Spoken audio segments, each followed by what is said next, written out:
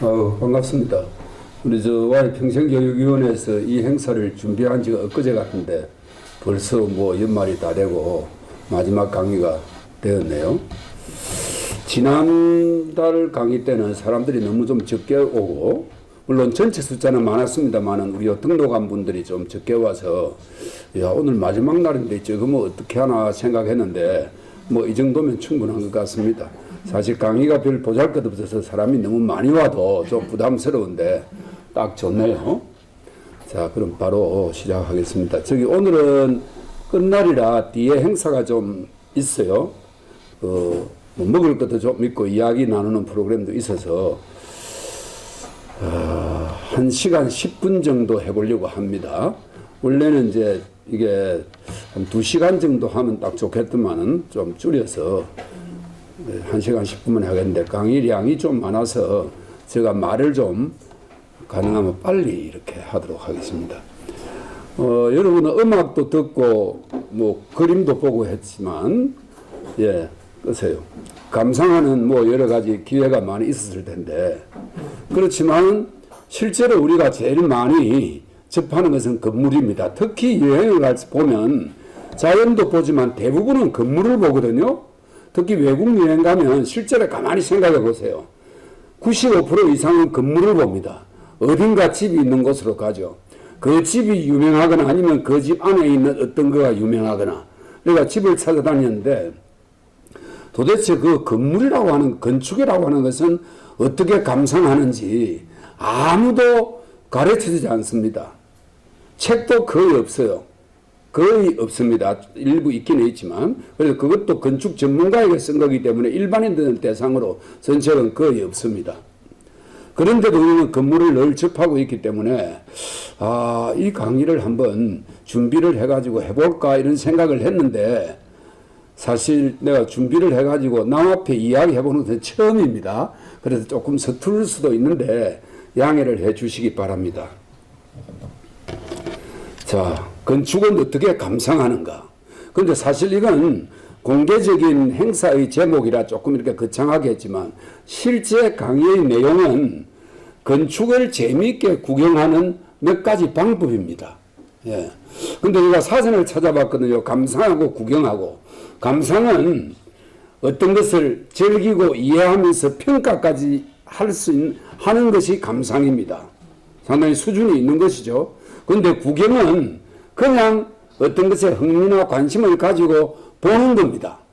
조금 편하기도 하고 약간 수준이 낮은 것이고 부담이 별로 없는 것이죠. 그래서 감상이라고 하는 것은 조금 더 상당한 내용을 알아야 되는 것이라 오늘 제목을 건축은 어떻게 감상하는가 이것보다는 제가 실제 강의는 재미있게 구경하는 몇 가지 방법, 이 정도로 실제 제목을 가지고 강의하려고 합니다. 크게 4가지로 나누었어요. 기본적으로 이 건축을 바라보는 틀이 있고, 그 다음에는 외부에서 건물을 바라보는 것, 그 다음에 내부에서 건물을 바라보는 것, 그리고 그 외 이렇게 4가지로 나누어서 설명을 해보겠습니다. 이게 요즘 뜨고 있는 그 대구에 있는 간송미술관 아닙니까? 이건 상관이 없고, 이 건축 감상은 눈으로는 형태를 보고 몸으로는 공간을 느끼고 머리로는 건물의 의미를 이제 생각하는 이런 식으로 크게 구분이 됩니다.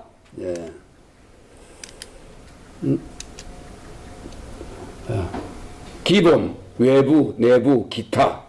오늘 이야기할 목차인데 뭐 끝까지 이야기를 할 수 있을지 모르겠습니다. 시간 때문에. 자, 좀 기본에 대해서 이야기하겠습니다. 자, 건축 감상은 어떤 것이냐? 감상 자체에 대해서 설명하겠습니다.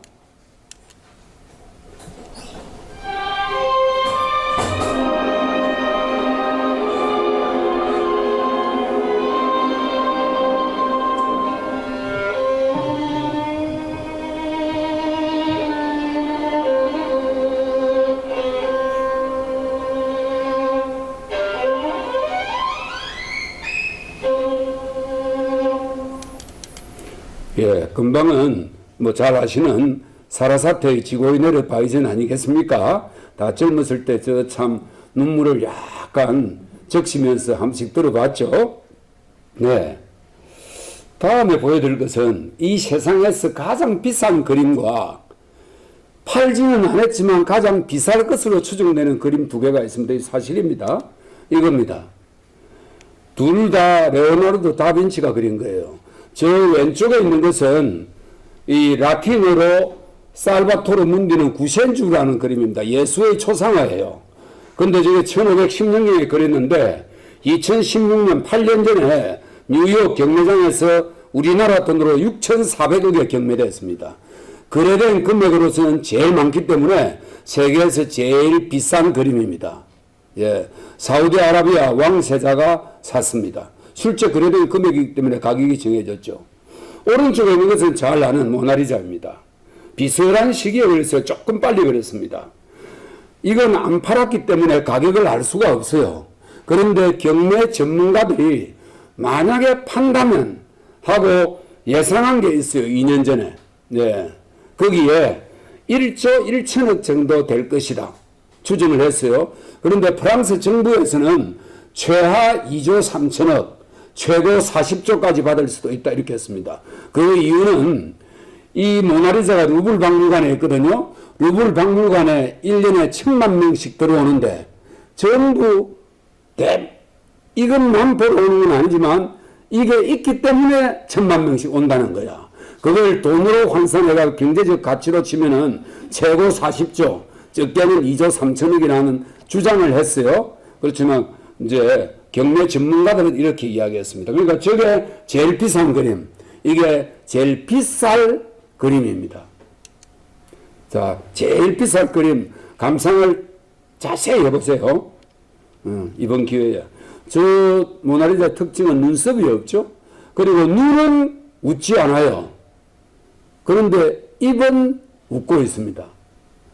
완숙미에 젖은 완벽한 아름다움을 가진 여인의 레오나르도 다빈치의 그 모델이 되어준 여인이 나이가 약간 들고 난 뒤에 그린 그림입니다.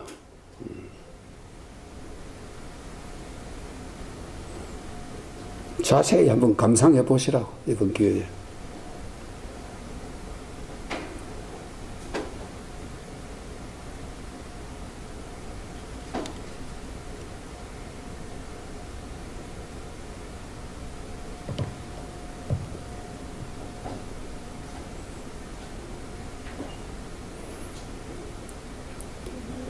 예, 1조 이상 되는 그림 잘 보셨습니까? 예, 이 두 그림입니다. 자, 금방 우리는 지골레르 바이젠을 귀로 들었고 모나리자를 눈으로 봤습니다. 저걸 청각이라고 그러고 시각이라고 그러죠. 네. 그런데 거기에 미각, 후각, 촉각 더하면 인간의 오감이죠. 오감. 이 오감을 가지고 음악은 청각으로, 그림은 시각으로, 맛은 미각으로, 어떤 냄새는 후각으로, 그리고 어떤 감촉은 촉각으로 이렇게 모두 느낍니다. 사람이. 그러면 건축은 뭐로 느끼느냐? 자, 한 사례를 가지고 설명드리겠습니다. 폴 고갱전이 과천에 있는 국립현대미술관에서 개최됐습니다. 젊은 부부가 있는데 아내는 중학교 미술 교사였습니다. 예. 원래는 큰 화가가 되는 게 꿈이었지만 그냥 생활인으로서 예, 아이들에게 미술을 가르치면서 그리고 시간이 나면 한 번씩 그 그림을 그려보는 미술 교사였습니다. 남편은 공무원인데 건축직 공무원이었어요. 저기 건축직 공무원이 여성이에요. 예, 있는데 건축직 공무원이었어요. 건축직 공무원은 건축 공부를 하고 설계도 다 배우지만 안정되게 월급 받는 공무원이 좋겠다 해가지고 이제 공직으로 들어간 사람이죠. 그러나 학교를 다닐 때는 건축에 대한 설계에 대한 꿈도 있고 많은 건축가들의 강의도 듣고 이렇게 한 경험을 가지고 있는 것이죠. 이 두 사람이 결혼을 해가지고 젊은 시절에 과천에 있는 국립현대미술관에 고갱전이 특별전이 열린다니까 가자. 아내가 이제 미술 선생님과 가자 쫄라서 같이 구경하러 갔습니다. 그림을 쫙 봤어요. 고갱 아주 특하게 생겼죠. 네. 대표작은 이거 아닙니까? 제목이 깁니다. 우리는 어디서 왔고 우리는 무엇이며 우리는 어디로 가는가.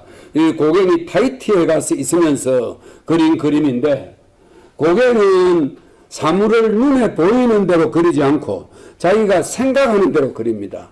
예. 자기가 보았던 어떤 사람들이나 장면을 자기가 생각나는 대로 가지고 있는 느낌대로 그림을 그리기 때문에 실제 이런 장면이 있는 건 아니죠. 자기 생각에 연상되는 타히티의 그 원시림 속에서 사는 자연 그대로의 사람들을, 자연 상태를 그림으로 그렸습니다. 이 두 부부가 가만히 보는데 이 아내가 평소에 고갱을 좋아했어요. 팬이었습니다. 고갱은 이제 그 후기 인상파인데, 이 인상파라고 하는 것은 옛날 그림, 인상파 이전의 그림들은 사실을 있는 그대로 쫙 그렸는데 정말 잘 그리잖아요. 보통 유럽 미술관에 가면 있는 그런 전형적인 그림들입니다. 그런데 인상주의 쪽으로 넘어오면서는 그것보다는 어떤 색깔의 변화, 감각의 변화, 색조의 짙음과 옅음, 이런 것들 위주로 그리기 시작합니다. 대표적인 게 고흐 그림 아닙니까? 그죠? 네. 그런 쪽으로 바뀌었다가 다시 그게 이제 점점 더 새로운 것으로 바뀌는데, 고갱은 후기 인상주의 작가입니다. 그러니까 자기 나름대로 이제 이런 그림을 그린 것이죠. 그런 것들을 이 아내는 잘 알고 있었습니다. 고갱 팬이고 공부까지 했기 때문에. 그리고 이 고갱이 고흐하고 같이 뒤에 알을 해서만 그림 그리다가 싸우고, 원래는 고흐가 불렀는데 같이 마음이 안 맞아가지고 싸우고 고갱이 떠나고 하는 그런 장면도 알고, 이 고갱이 또 원래는 배타는 선원이었어요. 도선사. 예. 선원으로 하다가 그 뒤에 정권회사 주식 중개인이었습니다. 그러면서 주식 중개를 하다가 요즘 말하면 토요회, 주말 아마추어 그림 이런 것 정도 그리다가 35살이 돼가지고 화가로 평생 살기로 선언하고 그림을 본격적으로 그립니다. 그림을 특별히 배운 적도 없어요. 그러니까 타고난 이제 재능을 가지고 그림을 그린 것이죠. 엄청나게 늦는 건 아닙니까? 예술은 우리나라 같은 경우는 5살, 7살 될 때부터 시작해도 유명한 사람이 못 되는데 35살이면 뭐 거의 이제 그 당시 같으면 거의 늙어가는 사람인데 200년 전 사람인데 그렇지 않습니까? 예. 그런데 이제 뒤에 시작했지만 세계적인 화가가 됐거든요. 그런 것들을 잘 알고 있었습니다. 이 아내가. 특히 이제 유명한 작가죠. 저 스미신보음의 대표작 중에 하나인데 달과 육펜서. 저게 표지에 고갱이 나와 있잖아요. 저게 고갱의 일대기를 그린 소설입니다. 아주 재미있습니다. 한번 보십시오. 마지막에 고갱이 타히티에 두 번째 갔다가 다시 다른 섬으로 또 가서 그림을 그려요. 거기서 죽습니다. 그 장면까지 저 장편 소설에 상세하게 나오는데 아주 재미있습니다. 혹시 읽기 싫은 분은 저희 유튜브에 가면 제가 처음부터 끝까지 다 읽어가지고 올려놨으니까 주무시기 전에 들으시면 됩니다. 이런 것들을 다 아는 아내는 너무 좋아가지고 한두 시간 동안 계속 그림을 봤어요. 근데 남편은 그림에 대해서 모르거든요. 그래서 너무 지겨운 거라. 그렇지만 아내를 두고 나갈 수도 없고 질질 끌려가 다른 짓이나 하고 핸드폰 문자나 친구한테 주고받고 일단 한두 시간 따라다니다가 드디어 밖으로 나왔습니다. 예, 이런 그림이 고갱 그림입니다. 나오니까 여기가 과천 국립현대미술관이거든요. 나와가지고 딱 뒤를 돌아보니까 이 건물이 있거든. 그래 자기가 그래 이 건물 설계한 김태수 선생, 자기가 전에 대학 다닐 때 특강도 한번 왔었고 김태수 선생 작품 전시할 때 자기가 가보기도 했고, 그래 김태수 선생은 정사각형을 가지고 직사각형이나 정사각형을 가지고 평생 동안 디자인을 한 사람입니다. 그런데 이 건물만 사각을 하면서도 옥상 부근에 저렇게 원을 넣고, 이게 전국에 현상 공모를 해가지고 당선되고, 김태수 씨가 미국에서 건축 활동을 했는데 이게 당선되면서 국내에 작품을 여러 개 설계를 냈는데 지금은 미국 살고 있습니다. 그래 이걸 보니까 자기가 옛날에 건축 공부한 것도 생각나고, 김태수 선생님 강의도 떠오르고 이랬어요. 예. 그러면서 이제 이 건물 옆을 둘러싸고 있는 산하고 이 산 쪽에 오목하게 있는 땅 속에 계단을 착착 두가지고 건물이 쫙 있는 모습을 보니까 정말 기분이 좋고 또 옛날 생각도 나고 작가 생각도 나고 설계를 정말 잘했다. 이래가지고 고갱 그림 볼 때보다 훨씬 더 재미있게 이제 건물 감상을 하기 시작했어요. 이게 김태수 선생이고 이 사람이 살고 있는 미국의 자기 집입니다. 딱 사각형으로 지었어요. 밤 되면 전문 딱 닫아버리고, 예, 그렇게 사는 집인데, 저도 한번 만나본 적이 있는데, 자기가 가장 쉽고도 어려운 게 사각형이기 때문에 자기는 사각형을 초월해서 설계를 하고 싶지 않다. 이런 이야기를 하는 걸 직접 듣기도 했습니다. 그러니까 이 남편은 건물을 보면서 작가 생각도 하고 자기 옛날 생각도 하고 또 건물을 다니면서 공간의 구성도 보고 신나게 또 시간을 즐겼습니다. 예. 한 사람은 고갱을 보고 빠졌고, 한 사람은 나와가지고 이 건물을 보고 빠졌습니다. 예.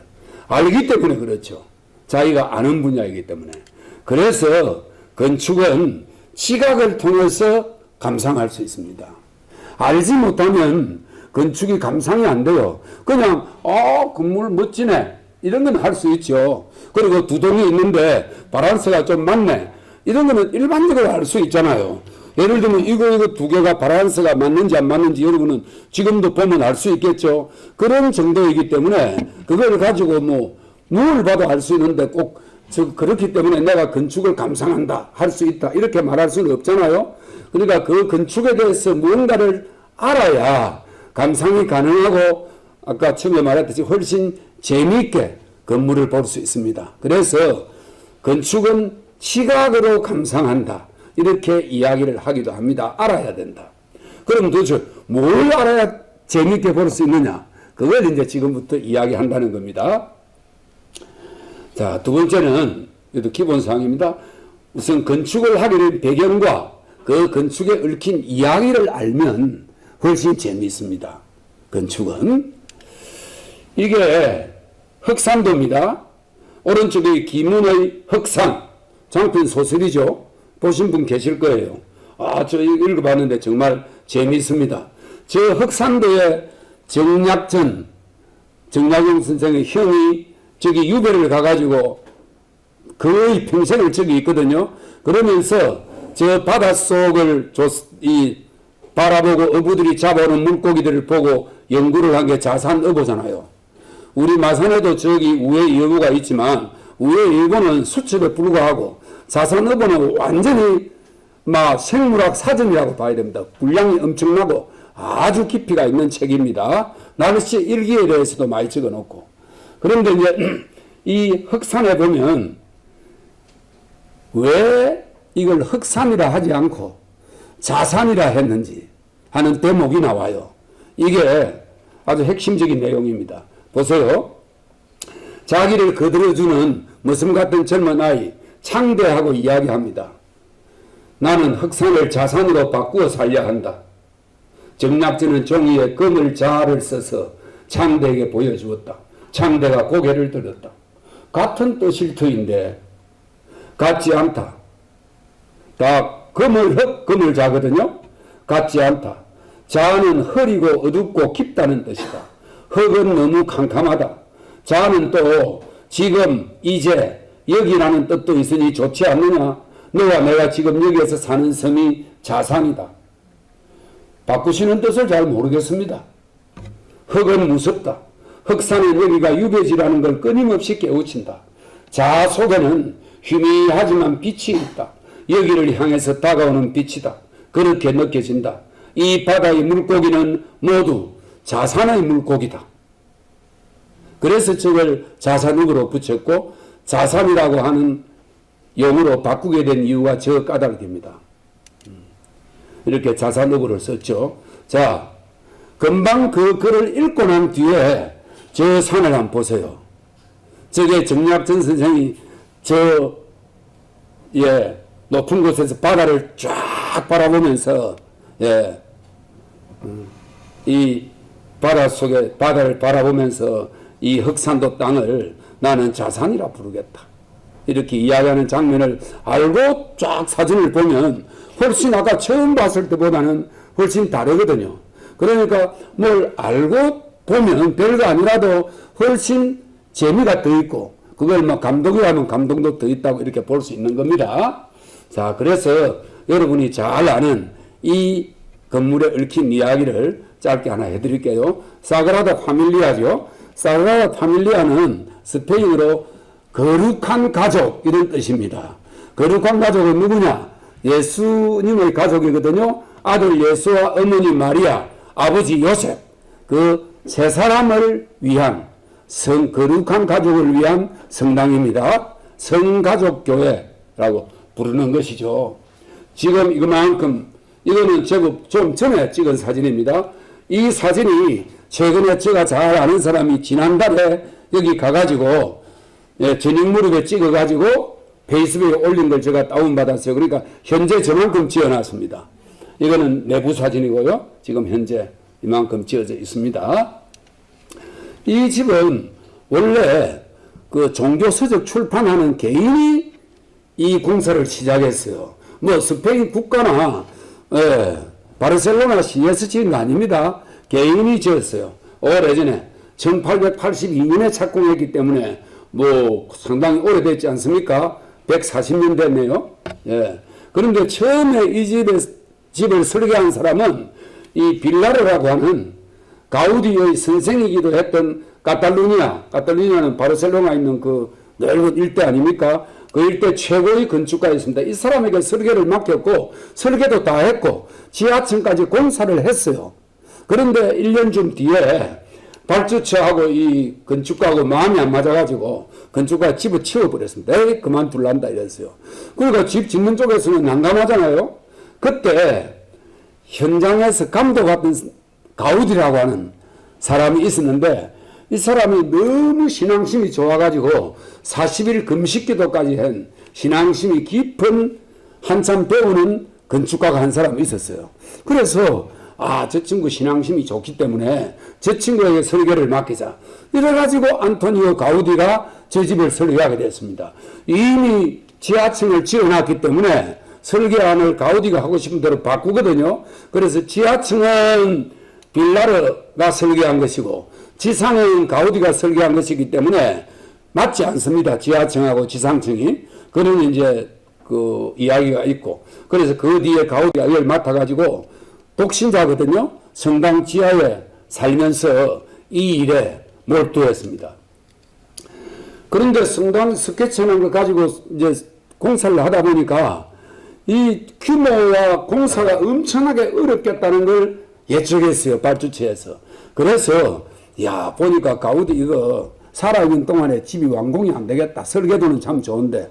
그래가지고 당신이 어떻게 될지 모르니까 정밀한 수준의 스케치와 모형을 만들어 달라 그랬어요. 너무 오래 걸릴 것 같으니까. 지금 그러니까 1880년 지금 140년째 짓고 있는데 아직 완공이 가맣거든요. 그래서 이제 가우디가 그걸 만들어 줍니다.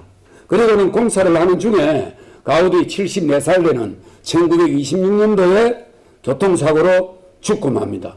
그 뒤부터는 가우디가 남긴 설계도와 스케치를 해석을 하면서 지금 짓는 거예요. 설계도면이 정확하게 있어서 짓는 게 아니고 그렇게 해서 지금까지 계속 공사를 해오고 있고 가우디의 이후에는 지금 성당 지하실에 안장되어 있습니다. 자, 그런데 스페인 내전이 일어나잖아요. 1930년대에. 그때 스페인 내전 때 아시죠? 공화주의자, 조금 좋은 쪽이죠. 그 사람들하고 소위 프랑크 뒤에 총통을 하는 왕정복고주의자들하고 크게 싸웠습니다. 그때 이 공화주의자들이 카탈루냐가 본거지였거든요. 그런데 그때 저 내전을 배경으로 헤밍웨이가 쓴 소설이 누구를 위하여 종은 울리는데 거기 보면 이 상당히 중요하게 나오는 인물이 노예인데 이 사람이 이런 말을 해요. 난 상대가 죽여라 할지라도 죽이고 싶지 않아. 자기가 누구누구를 죽여야 된다 그러지만 그렇게 이야기를 하고 하니까 그래도 나는 사람까지 죽이고 그렇게 하고 싶지는 않아. 설령거가 죽여라 하더라도 죽이고 싶지 않아. 이렇게 봅니다. 그러니까 주교가 얼마나 나빴으면 설령거가 죽여라도 죽이고 싶지 않아. 이런 말을 합니다. 예. 일을 시켰으면 좋겠어. 그 놈들을, 주교놈들을. 이런 이야기를 할 정도로 스페인 민중들이 그 당시 스페인 가톨릭에 대한 반감이 고조되어 있었습니다. 그러니까 스페인 안에 있던 모든 가톨릭 성당들을 부수고 철거했어요. 그랬습니다. 그런데 이 집은 그때 짓고 있었거든요. 저 집이 왜 남게 됐는지는 제가 엉뚱한 책을 읽다가 알게 됐어요. 여러분이 잘 아는 조지 오웰, 예, 유명하지 않습니까? 조지 오웰도 헤밍웨이처럼 스페인 내전 때 영국 사람이지만은 공화주의자들을 도와주기 위해서 용병으로 자원해서 가거든요. 그래 카탈로니아에서 공화주의자들하고 같이 프랑코 군하고 막 싸웁니다. 그러는 중에 거기 있으면서 카탈로니아에 있으면서 그를 일기 형식으로 책을 한 권 남겨놨습니다. 카탈로니아 창가입니다. 거기 보니까 이 구절이 있더라고. 이건 제가 책을 읽다가 찾았습니다. 놀랐습니다. 저도 찾아보고 이거 읽을 때. 보세요. 나는 바르셀로나에 온 뒤 처음으로 성당을 보러 갔다. 현대식 성당으로 세상에서 가장 흉측한 건물의 하나라고 할 수 있었다. 이걸 이야기해요. 총안은 이런 구멍들입니다. 성벽 안에서 총을 내서 싹 쏠 수 있는 구멍이에요. 그렇게 자기가 볼 때는 이게 총안처럼 보였다는 거예요. 총안이 달린 첨탑이 4개 있었는데 각각이 마치 라인은 지역 이름입니다. 라인 지역에 있는 와인병, 이 둥글둥하게 생긴 와인병입니다. 정전이 생겼다. 그 성당은 바르셀로나의 대부분의 교회와는 달리 혁명 기간에 피해를 보지 않았다. 사람들 이야기로는 성당의 예술적 가치 때문에 화를 면했다 한다. 이 기록이 있어요. 예, 사람들이 이미 스페인 사람들이 이 집은 특별한 집이고 앞으로 대작품이 될 거기 때문에 아무리 주교가 믿고 성당이 믿어도 이 집은 남겨놔야 돼. 그래가 남은 겁니다. 예, 참 기적적으로 살아남았죠. 스페인이 이것 때문에 얼마나 큰 돈을 버는데, 그리고 인류가 남긴 유산 중에 최고의 유산 중 하나가 될 거 아니겠습니까? 저 과정을 통해서 남았습니다. 이게 스페인 내전 그 시기에 찍은 사진입니다. 그러니까 조지 오웰 눈에 보였던 장면은 대략 이런 모습이었습니다. 좀 흉측하기도 하잖아요. 그리고 총을 쏠 건지는데 구멍이 빵빵 나 있잖아요. 저 안에 실제 사람들이 들어가서 깃발을 흔들고 하는 그런 장면도 나옵니다. 그 책에 보면. 이 정도 상태에서 조지 오웰이 봤다는 것이죠. 이 병하고 비슷하다 이깁니다. 이게 라인 와인병입니다. 예. 예, 이게 스케치입니다. 예. 이 4개, 이거는 여기까지 큰 종탑이 가운데 있습니다. 이건 지금 이 정도까지 지어놨어요. 이건 처음부터 올라갈 때까지 계속해서 사진을 남겨놓은 거예요. 네. 그러니까 금방 그런 이야기를 알고 보면 앞으로 미래는 어떻게 될 건지 또, 그때 정말 만약에 철거를 했더라면 어떻게 됐을까? 이런 생각을 하면서 보면 훨씬 기분이 다르다는 거죠. 자, 그 다음에 세 번째는 건축과를 알고 이렇게 보면 좋다. 이게 이제 국내외적으로 막 유명한 건축가들입니다. 건축가란 뭐냐? 설계하는 사람이거든요. 설계하는 사람은 뭐냐? 바로 이겁니다. 앙드레 김 아닙니까? 앙드레 김 이름 본명이 뭔지 혹시 아십니까? 네, 김봉남입니다. 전에 그 청문회 할 때 나와가지고 청문회와 해서는 내가 앙드레 김 이런 말을 못 하거든요. 이름이 뭐죠? 그러니까 김봉남입니다. 해가지고 전 국민이 다 알게 됐죠. 자, 앙드레 김이 있고, 앙드레 김의 작업장에도 뒤에 가면은 이런 작업을 합니다. 자, 건축가는 누구인가? 앙드레 김과 같은 겁니다. 앙드레 김이 옷을 디자인을 하잖아요. 디자인이 끝나고 나면 여기서 옷을 만듭니다. 그 디자인. 이게 이제 설계를 하고 나면 건설회사에서 시공하는 것과 같습니다. 그런데 우리 사회는 이거 어느 건설회사에서 시공했다. 그걸 훨씬 더 많이 알려주고, 그리고 심지어는 건물 준공식을 할 때 설계자는 부르지도 않아요. 예. 예를 들어서 앙드레김이 디자인하는 옷을 시판을 한다고 롯데백화점에서 최초로 앙드레김을 하는데 여기서 재봉질하는 사람을 불러놓고 앙드레김은 오지도 않는 그런 거와 똑같아요. 심지어 이 일은 한국을 대표하는 건축가 김수건 선생이 한국문예예술회관을 설계해놨는데 국가가 그것도 문예예술회관인데 그 준공식 때 참석을 못했다는 거 아닙니까? 오라 소리를 못 해가지고. 너무 야만적이지 않습니까? 예. 그래서 건축가는 앙드레김과 같이 옷을 디자인하는 사람, 그러니까 건축을 디자인하는 사람입니다. 그 디자인에 따라 그냥 집을 짓는 거거든요. 짓는 기술을 통해서. 집을 짓는 사람은 건물에 자기 의사를 반영하지 않습니다. 예. 심지어 색깔도 앙드레김이 정해주거든요. 그렇습니다. 그게 이제 건축가인데, 그 건축가를 알고, 예, 집을 봐야 사실은 더 감상이 잘 되는 거죠. 자, 이 건물은 밑에는 좀 낡은 집이에요. 위는 아주 뭔가 다시 한 것 같죠. 예, 베를린 시에 있는 메인 스타디움입니다. 이것은 우리나라하고 깊은 관계가 있어요. 이 메인 스타디움, 예, 마라톤 테이프를 송기정 선수가 끊었다는 거 아닙니까? 지금까지 남아 있습니다. 1936년이거든요. 100년이 다 돼가네요. 그런데 이 메인 스타디움은 안에서 보면 이렇습니다. 정말 그 100년 전에 지은 건물을 지붕만 칠해가지고 멀쩡하게 지금 다시 쓰고 있잖아요. 이거 정말 배워야 되겠죠. 예. 이게 그 당시, 예, 경기하는 장면입니다. 예. 대단했죠, 당시에. 예. 이 건물입니다. 지금 현재 건물이에요. 예. 그 당시에 포스터입니다. 예. 대단했죠. 이때 히틀러가 총통이었을 때 아니겠습니까? 11회 올림픽이에요. 예. 베를린 1936. 예. 자, 이 건물을 설계한 사람은 알버트 슈페어라고 하는 독일 사람입니다. 저 사람이에요. 예. 이 사람은 그때, 예, 설명을 좀 할게요. 1920년대에 독일에서 이 대학 쪽에서 건축 공부를 하다가 최종적으로 명문 베를린 기술대학에서 학위를 받았습니다. 그런데 1930년에 그때는 나치당이 막 뜰때였기 때문에 젊은 사람들이 엄청나게 열광했거든요. 왜냐하면 나치당이 완전히 소외되어 있는 일반 대중들을 위해서 정치를 하겠다는 걸 내걸었어요. 노동자들을 위해서. 예. 그러니까 청년들이 많이 열광했는데 그때 집회에 구경 가가지고 히틀러가 연설을 잘 하거든요. 그래, 그때 감동을 받아가지고 31년도에 입당을 했는데 특별히 당 활동은 안 했어요. 그런 경험이 한 번 있었습니다. 그리고는 그 뒤에 건축 공부를 다 하고 자기 나름대로 일을 하고 있을 때 나치당의 베를린 지부에 있는 간부 한 사람이 집을 수리를 하는데 이 슈페어에게 와서 우리 집 수리 디자인을 좀 해달라고 그러는데 이 사람이 아주 실력이 있었습니다. 그러니까 수리 설계를 잘 해가지고 만족도를 아주 높여줬어요. 그러니까 이 한케라고 하는 사람이 그 뒤에 아주 괜찮은 건축가가 있다.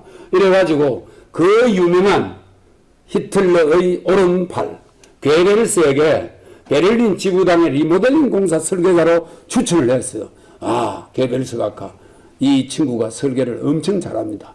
이러니까 이제 게베르스가 챙겼는데 게베르스가 봐도 리모델링을 했는데 엄청 건축 수준이 높더라는 걸 알았어요. 그래가지고 게베르스가 이 친구를 우리 말하자면 국가 건축가급으로 키워도 되겠구나 해가지고 스카우트 당했습니다. 그러니까 큰 건물은 다 국가가 짓고 특히 전시가 되니까 뭐 전쟁과 관련한 이런 것들 짓고 독일이 처음에 잘 나갔잖아요. 그러니까 곳곳에 엄청난 건물을 짓는데 대부분 이 슈페어가 설계를 직접 하거나 관계를 했습니다.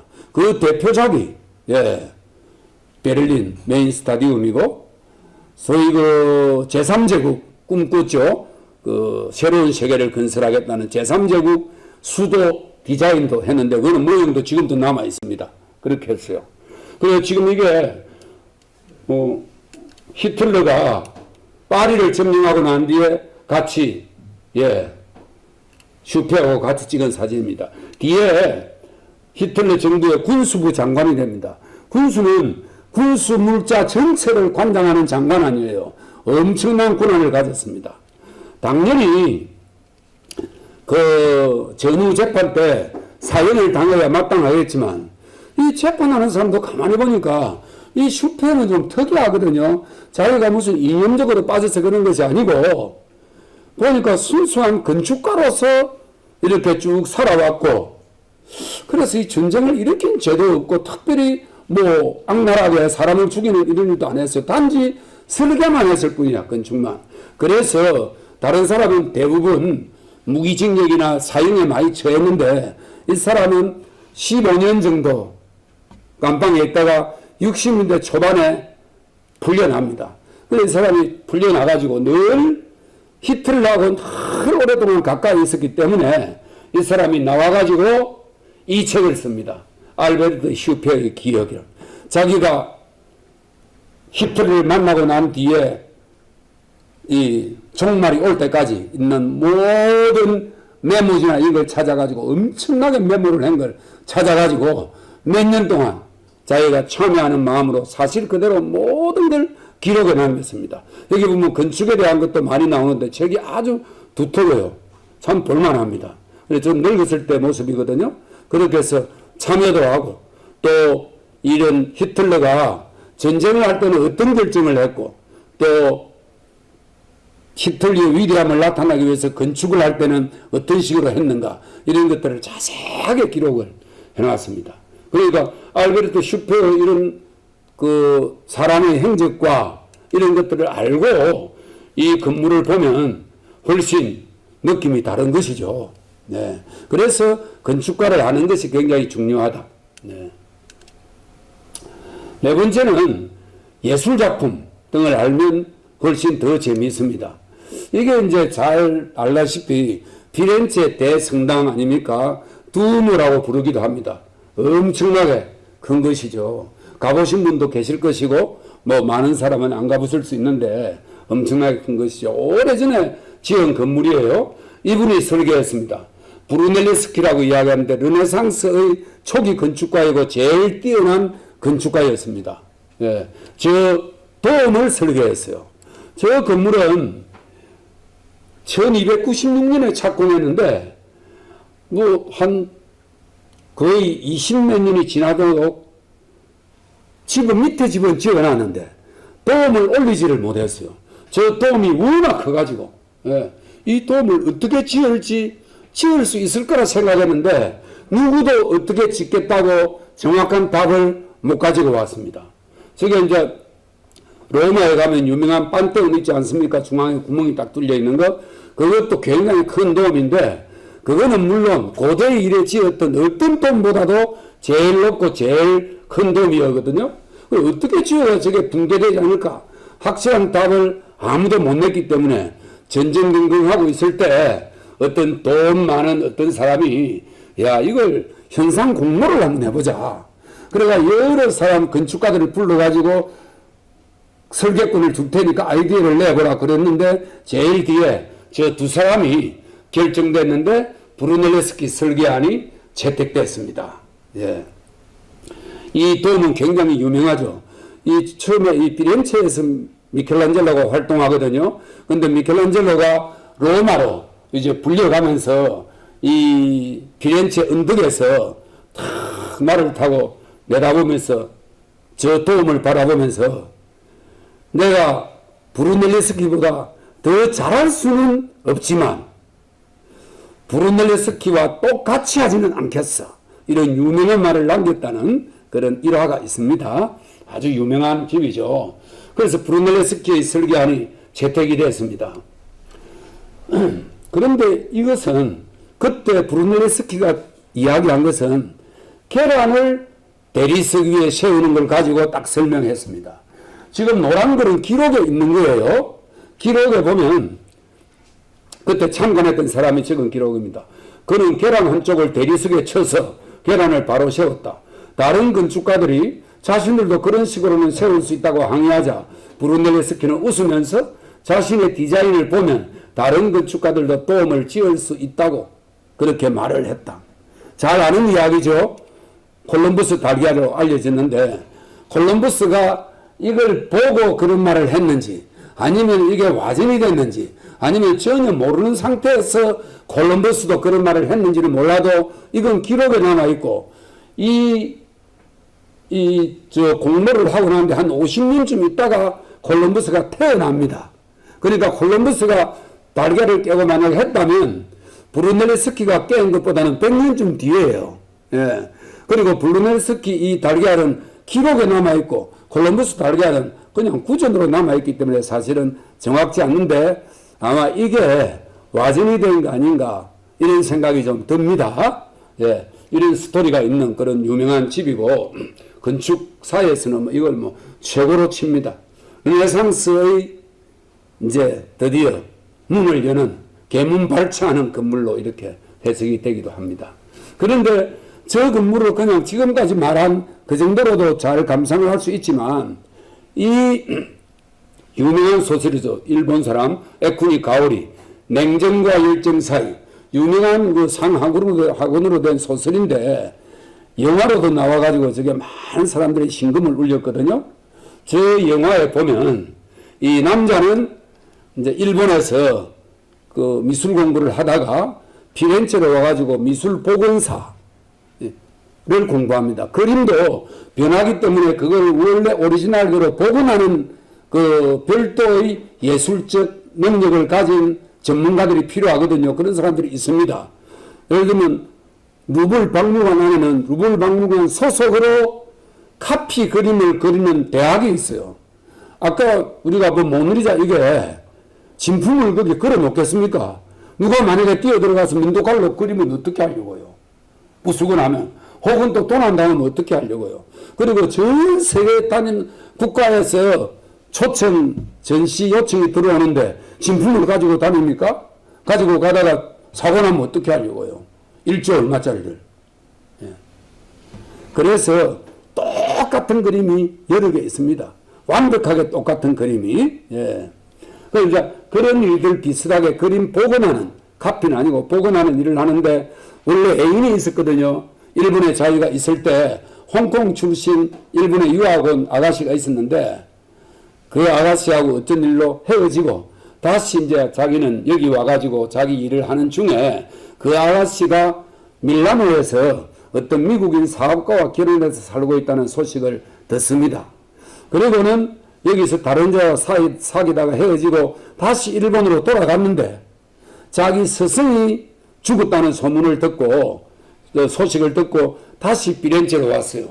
그래 피렌체에 있으면서 그때 자기가 사귀었던 그 홍콩 출신 일본에 유학 갔던 그 아가씨 밀라노에 사는 그 여자가 자기가 30살이 되는 그 여자가 30살 내 생일날 때 피렌체 대성당 돔 큐플러에 큐플러는 요겁니다. 요거 이거는 돔이고 요 위에 여기 사람들 있죠. 30살 되는 내 생일날 큐플러에서 만나 이렇게 이야기해서 그래 이렇게 이야기하면 생각이 나는 거라. 그래 보니까 마침 그 아가씨 30살 생일을 기억하고 있었겠죠. 다가오는 거라. 그래서 그날 약속했던 그 시간에 올 리는 없겠지만은 여기에 올라갑니다. 그런데 너무나 놀랍게도 그 시간에 그 아가씨가 여기 그 이제 여성이 결혼을 했지만 나타나는 겁니다. 만나잖아요. 불러서. 이 장면이 영화에 나와요. 그리고는 다시 또 이렇게 저걸 배경으로 써서 헤어지고 하는 그런 내용인데 굉장히 대히트를 쳤거든요. 그런데 저런 영화를 좀 보고 내용을 아는 사람이 올라가면은 나도 저 큐플레 한번 올라가 봐야 되겠다. 저게 어떻게 올라가냐면 이게 이중으로 되어 있어 가지고 덮개가 이중 사이에 계단이 있어요. 계단을 타고 올라갑니다. 예. 올라가고 싶은 생각이 들지 않겠어요? 예. 아니면은 연인하고 같이 갔으면 그 영화 이야기를 하면서 우리도 한번 같이 가보자. 그래서 그럴 수 있겠죠. 훨씬 보는 감동이 달라지겠죠. 네. 자, 이렇게 이게 이제 기본입니다. 네. 그 다음에 이제 외부는 어떻게 보는가. 좀 이제 구체적으로 들어갑니다. 멀리서 보자. 그리고 지도라도 좋다. 예. 자, 이게 해인사입니다. 우리는 해인사 이 일주문 입구를 통해서 쭉 걸어가는데 이런 장면은 보기가 어렵죠. 사실은 이런 멀리서 원경 이런 걸 보면 딱 그게 머리에 남는데 이러면 사진 외에는 잘 못 보죠. 이건 양산 통도사 대웅전과 금강계단인데 이거밖에 눈에 안 들어오죠. 실제 이런 장면이 눈에 안 들어오거든요. 이게 대웅전이고 금강계단인데, 예. 이렇게 보니까 훨씬 다르잖아요. 와, 대웅전이, 통도사가 엄청 크구나. 일단 해인사보다 훨씬 크다는 걸 알 수 있어요. 여기가 진입구거든요. 근데 이걸 해설을 하는데 보면, 예, 영축산에서 서쪽에서 나와서 동쪽으로 흐르는 찬을, 이 천을, 양산 천을 남쪽에다 두고, 북쪽 면을 따라서 서에서 동으로 배치되어 있다. 이게 북쪽이고, 이게 남쪽인데, 서에서 동으로 보고 쭉 이렇게 집이 냈다. 그래 들어올 때 동에서 쭉 들어. 이게 배치 형태인데, 그림으로 보면 그렇습니다. 공중에서도 이렇고. 그러니까 멀리서 좀 바라보면 집의 형태를 훨씬 더 잘 감상할 수 있습니다. 이게 파르테논 신전인데 우리는 보통 밑에 가서 이것만 보는데 이렇게도 보고 이렇게도 봐라는 거야.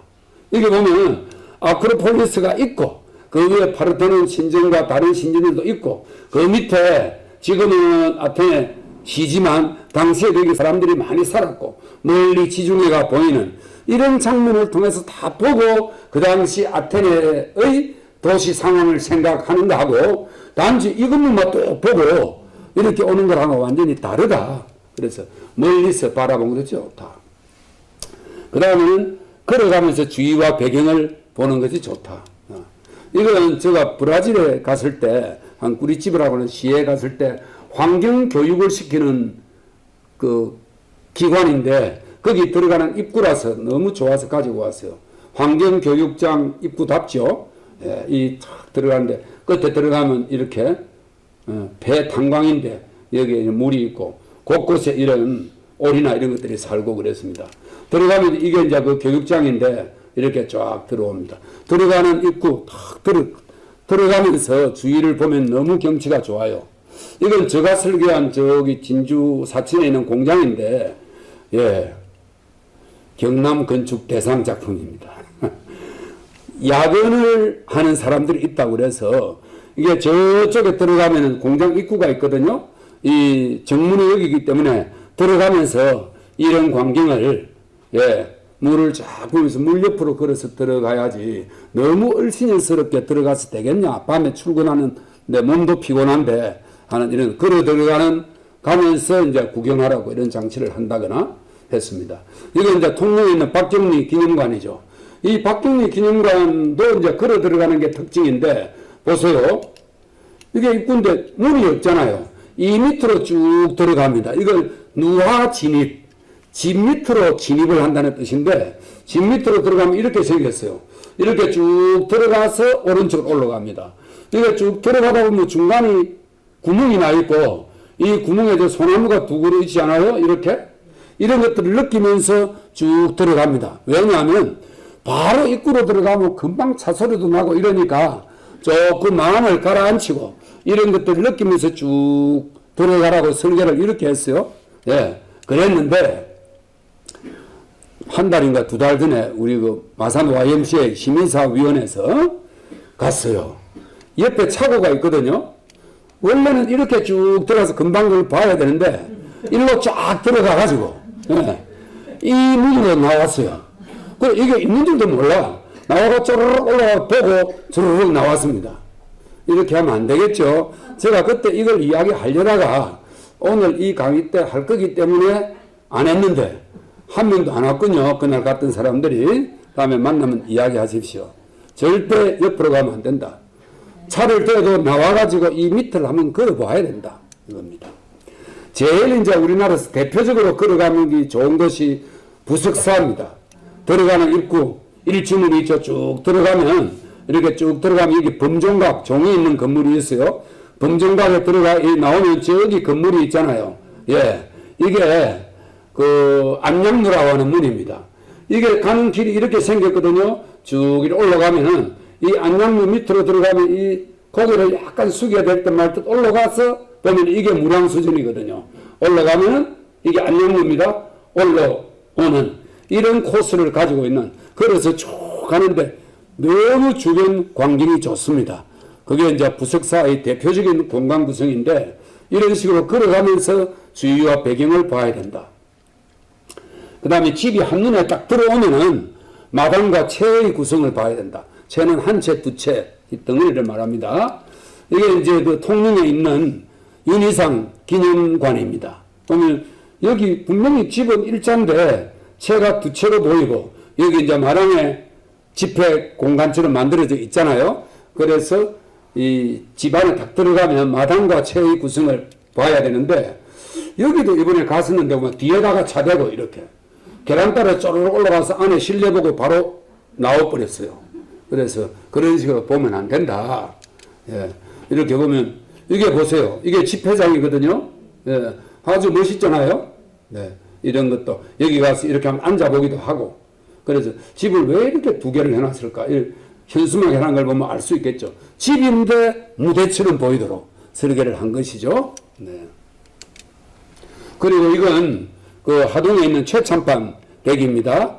이 최참판은 실제 건물이 아니고 뒤에 이제 소설을 참고해서 만들어 놓은 것인데, 이것도 채를 여러 채로 나눠 놨죠. 우리 한옥 구조의 특성입니다.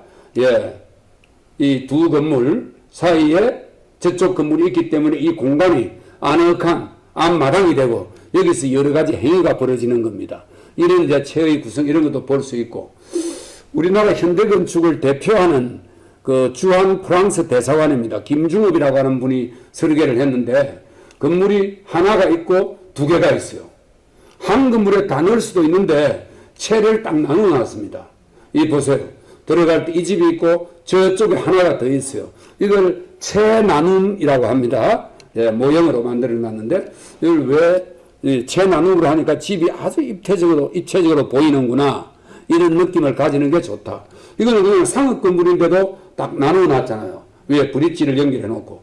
하나로 해놓으면 훨씬 돈도 적게 들고 간편하고 쓰기도 좋을 텐데, 채를 나누어 가지고 집 모양이 아주 입체적으로 보이도록 하는 이런 기법을 쓴 것들을 감상할 수 있다. 집이 한눈에 싹 들어오고 나면. 네. 그 다음에는 이제 집에 가서는 가깝게도 좀 보고, 멀리 차경은 차입할 때 차등 빌리는 겁니다. 경치를 빌려서 보자. 멀리 있는 경치, 내 건 아니지만 빌려서 보자, 이런 뜻입니다. 그래, 집을 가깝게도 보고 멀리 다른 데 있는 경치도 집에서 한번 보자, 이런 뜻입니다. 아까 이제 그 부석사 쭉 와서 올라오잖아요. 네. 그래, 올라와서는 가깝게 이런 걸 보는 겁니다. 이게 무랑수전이거든요. 그래, 이제 가깝게 보면 이 석등 가운데 딱 보면 이게 보여요. 정확하게 만들어 놨습니다. 그래, 여기 눈을 대고, 야, 이렇게 집을 정확하게 지어 놨나, 이렇게도 보고, 그 다음에 여기 이게 이제 주심포인데, 포 구성 이런 것도 보고, 이 무량수전 배울림 기둥도 쫙 보고, 이렇게 자세히 이렇게 봐도 되지만, 등을 딱 돌려가지고 탁 착용이라 합니다. 보면 이게 소백산맥이거든요. 거리에 따라서 채도가 점점 달라지지 않습니까? 저 끝에는 거의 안개나 구름 비슷하게 싹 없어집니다. 가깝게, 멀리. 왜 무량수전을 여기다가 지었는가를 딱 알게 됩니다. 돌아다 보면. 절묘한 자리에 무량수전을 앉힌 거죠. 그래서 계속 올라가게 만들고, 올라올 때 너무 멀고 지겨우니까 아까 그런 식으로 덜 지겹게 공간을 구성한 그런 것들을 느낄 수 있다. 이것뿐만 아닙니다. 저기 경북에 있는 병산서원 아닙니까? 이게 입구가 여기인데, 만두를 통해서 저 들어가서 뒤를 착 돌아보면 이런 경치가 쫙 나오거든요. 이게 입구가 여기입니다. 일로 들어오는데 들어가가지고 딱 뒤를 쳐다보면 이런 배경이 쫙 보이거든요. 예. 이 건물 앞에 있는 게 병산입니다. 그래서 이걸 병산서원이라 합니다. 그런데 이건 이제 문신미술관에서 본 도섬이에요. 예. 이거 완전히 착용을 망하게 했지 않습니까? 마산 상징이 도섬인데, 이거 그림까지 그려가지고 못 지게 하려고 YMCA도 많이 그때 싸우고 그랬는데 결국 실패했죠. 그러니까 아무 생각 없이 집을 지은 것이죠. 그러니까 지금은 문신미술관에서 밖을 내다보고 제가 직접 찍은 사진이거든요. 완전히 경관을 버려놓는 것이죠. 물론 이런 것도 문제지만 이건 더 심했습니다. 그 다음에 색채와 질감을 살펴보자 합니다. 색채. 뭐 이건 제가 설계해가지고 이 책에 표지로 선정된 거예요. 이건 이제 색을 잘 쓰는 루이스 바라간이라고 하는 유명한 멕시코 사람입니다. 네. 아무것도 없어도 색채만 저리 잘 써도 아주 곱지 않아요? 예. 대표적으로 질감을 잘 쓴 게 우리 마산에 있는 양덕성당입니다. 김수건이라고 하는 유명 건축가 설계를 했죠. 지금은 다 이거 알루미늄으로 바꾸고 이랬는데 원래의 모습입니다. 이게 이상하지 않아요? 붉은 벽돌을 정으로 쪼아냈습니다. 저걸 쪼아낼 때 제가 직접 가서 봤습니다. 제가 젊었을 때였거든요. 예. 설명하는데 보면 이렇게 되어 있습니다. 김수건 설계자가 표현한 양덕성당의 건축 이미지는 바위산에 핀 수정꽃 이미지다 이렇게 그랬어요.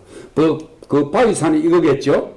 그래서 의도적으로 하단부를 비스듬하게 처리해서 건물이 바위산 위에 있는 것처럼 느끼게 했다.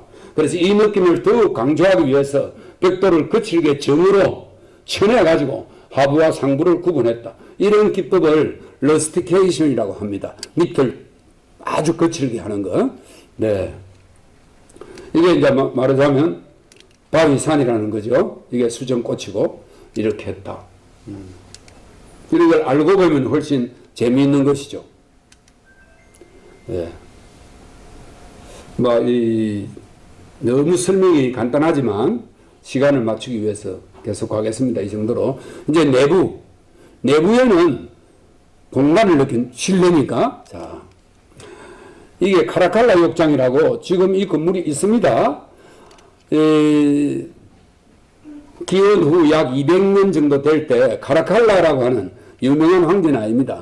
로마 황제가 이런 건물을 지었어요. 그리고 지금 그 유적이 남아 있습니다.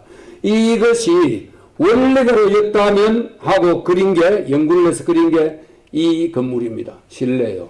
이 천정 높이가 45m인데 목욕탕이에요. 목욕탕. 그래서 야, 뭐야 이게 목욕탕 45m 높이로. 이게 3m쯤 되거든요. 이거의 15배 높이에요. 까마득하지 않습니까? 물론 이것은 민중의 고열을 따라서 이렇게 집을 지으거나 이렇게 말할 수도 있지만 건축적으로 지금 이야기한 유명한 말이 있습니다. 20세기를 대표하는 루이스 칸이라고 하는 건축가, 미국 건축가입니다. 이런 말을 했어요. 카라칼라 욕장을 보라. 목욕탕 천장 높이는 45m가 아니라 2.5m만 있어도 목욕하는데 아무 지장이 없다는 사실을 모두가 알고 있다. 하지만 45m라고 하는 높이는 우리를 완전히 다른 사람으로 만든다. 45m 돌로 된 목욕탕 안에 넓은 데 가서 목욕을 하면은 다른 사람이 된다는 거야. 심리적으로. 이게 공간의 힘이죠. 네, 공간의 힘입니다. 우리나라도 그런 게 있어요. 김제 금산사의 미륵주는 이 건물인데 이게 3층 건물인데 3층이 통으로 비어 있어요. 높습니다. 그래서 여기는 불상이 서 있어요. 압도적으로 보이는 거지. 우리가 다 앉아가지고 다 이렇게 있는 불상만 봤는데 여기 가면 압도적으로 보이는 거지. 이것은 카라칼라 욕장과 같은 의도를 가지고 만든 것이죠. 여기 가면 감히 불상이 너무 높아가지고 고개가 저절로 수그러드는 그런 공간을 우리도 가지고 있습니다. 네. 내부에 들어가면 빛을 느끼 하는 그런 생각을 가질 필요가 있습니다. 특히 빛을 잘 이용한 유명 건축가들이 많이 있어요. 예를 들면 롱상 성당인데 유명합니다. 프랑스에 있는데요. 이게 실내에서 그냥 찍은 사진입니다. 이 성당 옆에 있는 이 창문이 이거예요. 이거 안에서 보면 스테인드 글라스를 좀 끼워가지고 아주 흰빛과 빨간빛, 노란빛, 파란빛이 잘 어울려가지고 쫙 안으로 들어옵니다. 예. 벽이 두껍거든요. 벽이 두께가 여기서 여기까지입니다. 그래서 빛이 확 그냥 들어오는 게 아니고 이걸 타고 쫙 들어와가지고 실내까지 비추는 아주 이런 건물도 있고, 특히 여러분들이 잘 아는 일본의 안도 다다오가 설계한 오사카에 있습니다. 오사카 지역에 빛의 교회인데 조그마한 교회예요. 그리고 이게 강단인데 그냥 이렇게 딱 되어 있어요. 유리가 없습니다. 바람이 들어옵니다. 비바람이 칠 때는 비가 막 들어오고 그렇게 하는데도 워낙 유명한 건물이고 이걸 통해서 세계적인 건축가가 되는데 크게 기여했기 때문에 지금도 이렇게 쓰고 있습니다. 빛이 딱 이렇게 들어오도록. 빛을 느껴보는 것도 좋은 감상 방법이다. 이건 이제 빛 중에서 야광, 조명빛을 느끼는 거죠. 예, 북경에 있는 북경 올림픽 메인 스타디움입니다. 네. 프랑스 사람이 설계했어요. 그 다음에는 건물의 세부적인 부분, 디테일이라고 그러죠. 세부적인 부분도 쳐다볼 필요가 있다. 살펴보면 재미있다. 양산 통도사에 있는 대웅전입니다. 국보인데 자세히 한번 보세요. 이게 대웅전인데 처마 끝에 보면 기와가 이렇게 만들어져 있습니다. 이거 많이 보셨던데 이 봤습니까 이런 거? 정말 성의 있게 만들었잖아요. 예. 어쩌려고 저런 기와를 만들었을까 생각이 들 정도로 정말 잘 만들어져 있습니다. 그리고 올라가는 계단에 계단 손서침을 큰 돌로 만드는데 보세요. 이게 연꽃인데 연꽃 줄기가 이렇게 되어 있습니다. 정말 잘 만들었지 않습니까? 예. 국보가 될 만하죠. 실내는 뭐 말할 것도 없이 아름답고 특히 여기 문살 한번 보세요. 문살 대단하지 않습니까? 저 문살 하나하나 다 달라요. 모양이. 이걸 그 옛날에는 장비도 없었는데 칼 정도 하나 정도 가지고 저걸 팍 깎아가지고 문을 만들었으니 예. 이 정성이야말로 이루 말할 수 없는 것이죠. 나무 하나만 이렇게 깎아도 대단하다 할 텐데 브로치에 달고 다닐 정도가 될 텐데 이걸 전 건물의 문을 이렇게 달았는데 예사롭게 이렇게 쳐다봐가 될 일입니까? 이렇게 자세히 디테일을 살피면 아주 재미있다. 네. 이건 수덕사 대웅전입니다. 수덕사 대웅전에 가면 반드시 청년을 봐야 됩니다. 건축하는 사람들은 이걸 다 봅니다. 왜냐하면 이게 우리나라 건물 중에서 제일 아름다운 청년입니다. 그리고 이런 맞배 지붕 건물의 골격이 그대로 디자인의 요소로 드러나 있습니다. 그대로 그만 드러나 있고 아무것도 없잖아요. 그런데 너무 아름답지 않습니까? 모양이. 우리나라의 전통 한옥 맞배 지붕 건축 양식이 그대로 드러납니다. 정말 아름답죠. 예. 특히 이거 꼬부랑 꿇은 거 이거를 우미량이라고 하는데 소꼬리 모양의 들보다 이 말입니다. 우미량이라고 하는데 그게 그대로 다 드러납니다. 일부러 하려고 해도 이렇게 디자인하기가 어려워요. 그런데 있는 그대로 하고 그걸 회나 이런 거 바르지 않고 그대로 드러내는 거죠. 그러니까 여기서 정말 감탄을 하면서 한번 지켜보는 그런 감상이면 좋다. 그 다음에 이거 얼마 전에 우리 이제 그 YMCA 3 갔었죠. 시민대학 하고 난 뒤에 합천군에는 영암사지 쌍사자 석등입니다. 보물입니다. 보세요. 쌍사자가 딱 두 개가 있는데 근육이 있어요. 근육이 힘을 딱 주고 근육까지 있고 이 가운데서 딱 쳐다보면 저기 예 3층 석탑이 딱 보입니다. 정확하게 축을 딱 잡아가지고 딱 이렇게 배치를 해놓은 것이죠. 예. 자세히 보면 정말 섬세하게 정말 대단하게 집들을 지었구나 하는 생각이 듭니다. 자세히 보는 거 좋습니다. 그 다음에 내부에서 이제 밖을 내다보는 거야. 내부에서 창문이나 문을 통해서 그것도 잘 볼 필요가 있습니다. 자, 이건 이제 창문을 통해서 잘 보는데 너무 가까이 다가가면 창 느낌이 없잖아요. 다 보이기 때문에. 그런데 몇 발 뒤에서 딱 이렇게 보면은 이걸 액자 효과라고 합니다. 이게 딱 액자가 돼가지고 이 그림이 딱 드러나잖아요. 아주 멋있습니다. 예. 멋있잖아요. 예. 액자 효과가. 예. 예. 가깝게 이렇게 보고 멀리서 보면 이렇게 쫙 보이기도 하고 내부에서 쫙 외부를 한번 바라본다. 이건 창을 통해서 저 들판을 바라보는 거고. 예. 이렇게. 이거는 아람브라 궁전 안에서 바깥 그 시내를 쫙 예, 바라본 것입니다. 예. 이런 모양이 굉장히 좋다. 고개를 쑥 내밀어 쭉 이렇게 보지 말고 떨어져 가지고 창문을 액자라고 생각하고 쫙 이렇게 보면 굉장히 건물이 훨씬 격조가 있어 보인다. 이런 이야기입니다. 네. 창문을 통해서 보는 것이 바깥에서 그냥 보는 것보다 훨씬 압축된 그런 그 아름다움을 전해줍니다. 이제 기타. 예. 양식을 따져보자. 이게 건축적인데 그래도 아주 간단한 거는 알면 좋습니다. 예를 들면 이겁니다.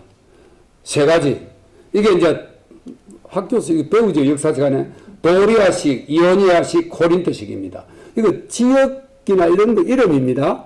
이게 약 한 2000년, 2100년 정도 전에 비트루비우스라고 하는 건축 전문가가 그리스 시대, 로마 시대 건축가인데 그리스 시대에 지어놓은 건물들을 전부 조사를 했어요.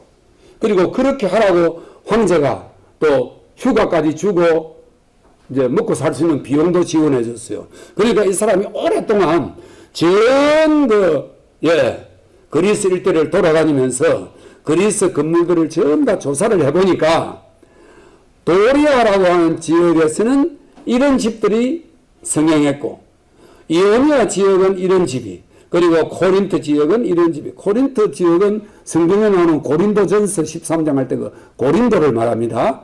예, 이런 건물이었다. 이건 굉장히 힘이 있고 파르테논 신전의 이겁니다.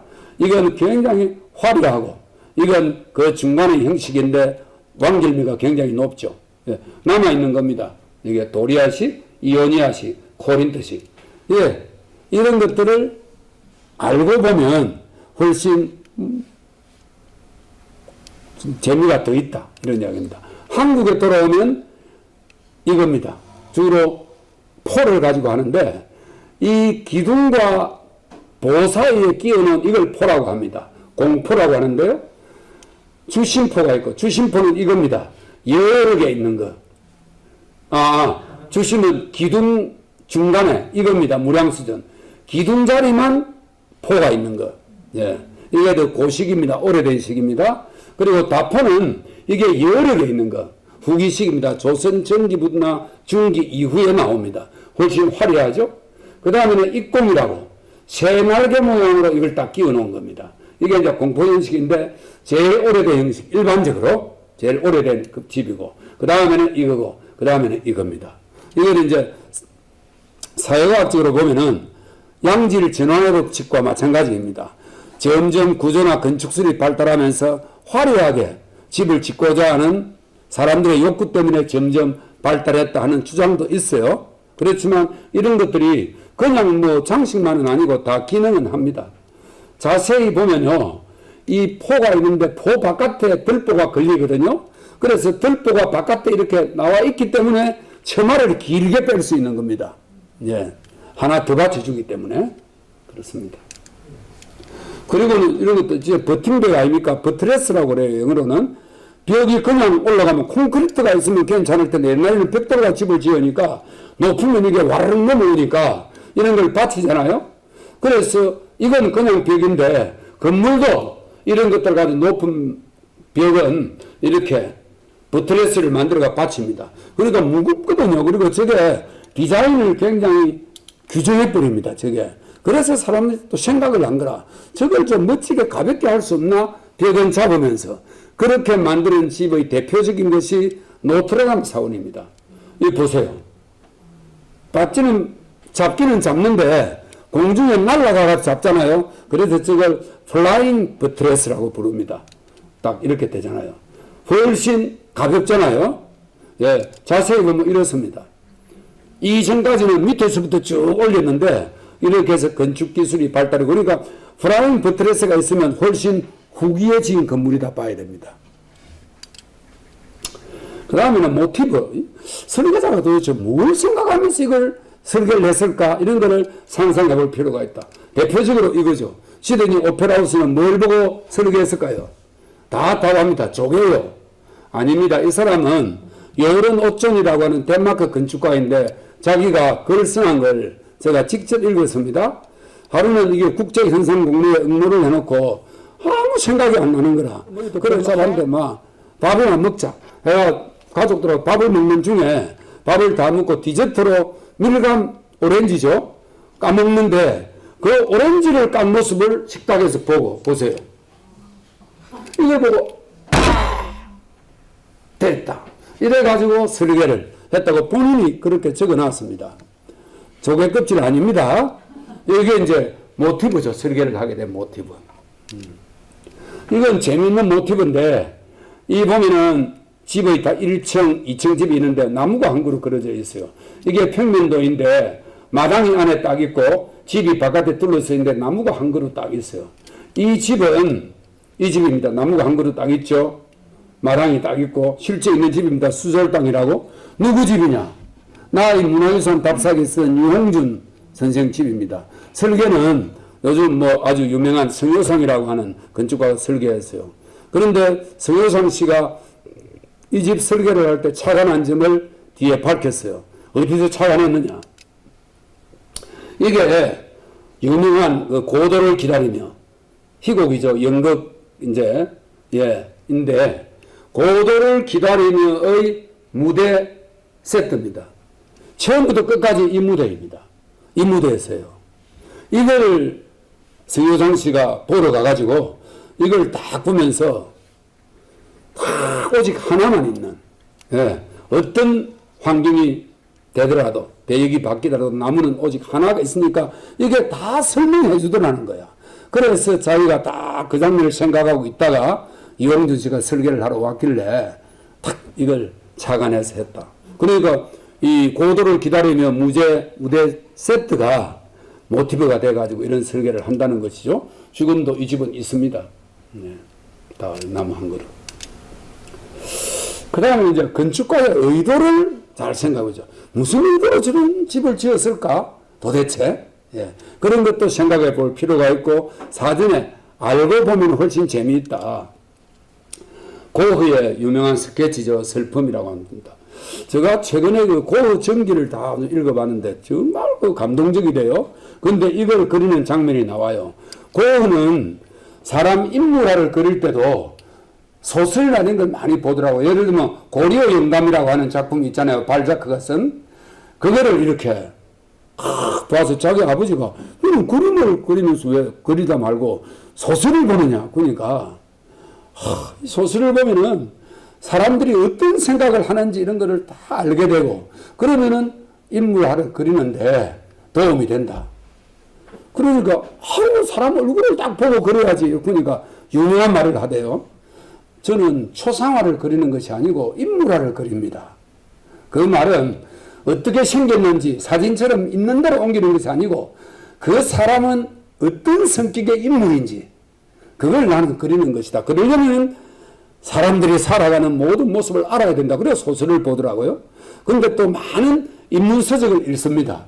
그런데 프랑스의 유명한 역사학자가 미슐레라는 사람이 있었는데 그 당시에는 이 미슐레가 프랑스의 지식인들을 거의 정신세계를 지배했던가 봐요. 저 사람 책을 읽는 중에 고흐가 저 문장을 발견합니다. 미슐레의 말입니다. 어찌하여 이 땅 위에 다만 혼자서 절망에 빠져있는 여자가 있는 것일까? 왜냐하면 그때는 여자가 할 수 있는 일이 없어요. 동냥을 하거나 몸을 팔거나 없어요. 그런데 자기가 하고 알았던 크리스틴이라고 하는 여자가 있었잖아요. 이 여자가 가족도 잃고 남편에게 버림받고 아이도 없고 돈도 없고 완전히 아무것도 가진 것 없는 이 여자를 만나가지고 모델로 좀 해달라고 부탁을 하거든요. 그래가지고 저 여자의 모습을 그린 겁니다. 어떤 사람은 이걸 보고 누드화라고 해요. 고흐에게도 그랬답니다. 그러니까 고흐가 정말 깜짝 놀라면서 이건 누드화가 아니야. 이 세상에서 아무도 자기 곁에 어떤 사람도 없이 정말 혼자서 고독하게 살면서 절망에 빠진 한 여자의 슬픈 모습을 그린 것이야. 누드화가 아니야. 이렇게 이야기했잖아요. 이걸 보고 너도 와라 그래가 되겠습니까? 그렇기 때문에 고흐는 이 그림을 왜 그렸을까? 뭘 보여주려고 그렸을까? 그러니까 건축도 건축가의 의도를 살펴보고 건물을 보는 것이 좋다. 이런 뜻입니다. 자, 이게 알레한드로 아라베나라고 칠레에 있는 건축가인데 2016년도에 그 유명한 프리츠크 상을 받은 칠레 최초로 그 상을 받은 사람이에요. 집이 이상하지 않습니까? 이거 뭐 어떤 의도로 저렇게 지었지? 계단 하나 딱 있고. 이게 칠레에 있는 그 빈민주택입니다. 빈민주택 설계를 아라베나에게 맡겼는데 이 사람이 이 빈민들이 너무 가난하니까 지금은 이 집을 살 돈밖에 없지만 그냥 희망을 가지고 살아야 되니까 열심히 일해가지고 여기를 채워라 나중에. 그 뜻으로 이렇게 지었습니다. 그래 실제로 채웠어요 이 사람들이. 예, 수년 세월이 오래 지나고 난 뒤에 이렇게 집이 되었습니다. 그러니까 집 모양은 조금 뭐 노절하게 됐을지 몰라도 건축가가 원래 의도했던 대로 잘 되고 이 사람들은 이걸 넓히겠다는 희망을 가지고 열심히 살았던 것이죠. 예. 이 집이 이렇게 변했습니다. 그 건축가의 의도를 알고 집을 보면 훨씬 저런 생각을 가지고도 집을 설계를 하다니. 그래서 사실은 이 사람이 프리츠크 상을 받을 때 이게 제일 큰 이유였습니다. 프리츠크 상도 노벨 문화상처럼 한 작품만 보고 주는 건 아닌데 이 사람이 줄곧 사회운동도 많이 했거든요. 건축의 사회운동적 측면에서 건축가는 어떻게 살아야 되는가 하는 활동을 지속적으로 해왔다는 것을 높게 평가한 것입니다. 이게 대표적인 이제 작품이에요. 예. 그 다음에 이제 마지막이네요. 유사한 건물이나 같은 건축가의 다른 작품과도 비교를 하면서 보면 훨씬 재미있다. 예. 자, 이건 평양에 있는 빙상관입니다. 이걸 최일용이라고 하는 사람이 설계를 했거든요. 근데 이걸 설계하고 나니 집이 멋있는데 누가 투수를 넣었어. 김정일 위원장한테. 저게 브라질에 있는 오스카 니마이어라고 유명한 건축가가 설계한 브라질리아 대성당을 뺏긴 겁니다. 이렇게 고발을 했어요. 그러다 북한에서 이거 가지고 한참 동안 서당설례하고 분석을 하고 이렇게 했어요. 그래 최종적으로 이건 비슷하지만 그걸 뺏긴 것은 아니다. 판결이 났어요. 집이 멋있잖아요. 밤에. 예. 이 안에서 그 빙상도 타지만 서커스도 하고 그렇게 합니다. 예. 그래서 이제 유사한 이런 건물을 비교를 해보는 것도 재미가 있고 또 여기 우리나라도 이런 게 있었습니다. 1960년대인데 유명한 김수건 씨가 부여박물관을 설계했거든요. 김수건은 일본 유학파입니다. 그러니까 김중업 씨가 두 사람이 많이 싸웠어요. 이거 완전히 일본 이거 신사 냄새가 너무 나는 거 아니야? 이거 뺏긴 거야. 이래가지고 이걸 신문에서 대스토피를 했습니다. 일본 신사와 같다. 이렇게 공격했습니다. 부여박물관 건축 양식의 말썽. 그래가 크게 신문에 났어요. 그러니까 이걸 설계한 사람이 백제 문화 고유의 것이다. 이래가지고 오랫동안 이 싸움을 계기로 우리나라의 건축에서 전통의 개성이란 것은 어떤 것인가? 이런 이제 논쟁이 일어났고, 내가 김수건 씨 강의를 직접 들었는데 한번 그런 얘기를 하더라고. 우리는 그럼 전통 개성은 어떤 것인가? 그건 이것 때문에 그런지는 몰라도 형태를 따르는 것이 아니라 우리 전통 개성 한다고 이상하게 기와집 막 올려놓고 그러는데 그런 것이 아니고, 예를 들면 우리의 옛날 집은 비록 초가집이지만 방 안에 앉아가지고 창문을 열면 보름달이 떴을 때 감나무 가지가 착 걸려가지고 보름달하고 감나무 가지에 익은 감하고 창문하고 이게 한눈에 쫙 보이도록 집을 그렇게 맞추어 지으려고 하는 그런 생각이, 우리 선조들의 그런 생각이 우리의 전통이다. 이렇게 정확하게 이야기했습니다. 그런 건축적 취향, 추구하는 방향, 그런 것이 전통의 개성이다. 이렇게 이야기를 했고, 뭐 옳은 소리입니다. 그런 이런 사건이 있었습니다. 자, 이제 마지막인데, 한 건축가의 다른 작품과 비교를 해보는 것도 재미있습니다. 이건 프랑크 게리라고 하는 유명한 사람이 워낙 유명해서 다 알죠. 예. 스페인 빌바오에 있는 구게나임 미술관입니다. 진짜 참 환상적이죠. 그런데 이 사람이 그러면 다른 건 어떻게 설계했느냐 이렇게 한번 비교를 해보면 좋아요. 특히 이걸 설계하기 전에는 뭘 했고 후에는 또 어떻게 바뀌는가 이런 것들을. 이건 거기 이 위에서 많이 안 떨어집니다. 차를 타고 몇 시간 가다 보면 이런 집이 나오는데 아마 이걸 보고 이게 다 와이너리인데 문화공간으로 씁니다. 너무 집이 멋지서 가지고 아마 이 집 주인이 내 것도 하나 설계해 주시오 해가지고 지은 것 같아요. 1997년이고 2006년인 거 보면은 정말 환상적인 집입니다. 네, 이런 집을 설계를 했고 그런데 이렇게 이런 집들만 있느냐? 그렇지 않습니다. 이건 96년도 집인데 체코 프라하에 있는 집입니다. 댄싱 하우스. 시내 한복판에 있는 모서리에 있는 집이에요. 참 어떻게 보입니까? 이게 PA라고 프로그레시브 아키텍처라고 굉장히 진보된 건축이라고 하는 그 잡지의 표지로 실려가지고 저도 처음 보고 깜짝 놀랐습니다. 무슨 1인 집이 있느냐. 마치 캔 맥주를 발로 팍 밟아낸 것 같지 않습니까? 예. 그래서 댄싱 하우스는 지금도 춤추고 있다. 프라하에서 이런 말도 있습니다. 예. 이래가지고 이건 최근에 5년 전에 서울의 청담동에 이 사람이 설계한 루이비통 예, 가게입니다. 이런 집들을 설계했죠. 이래 보면 쭉 좀 알만합니다. 이런 집을 설계했고 96년도, 97년도, 2000년, 2019년 이렇게 흐름을 한번 보고 이런 집을 보면 훨씬 식견도 넓어지고 재미있다. 대략 이렇게 강의를 마칠까 합니다. 감사합니다.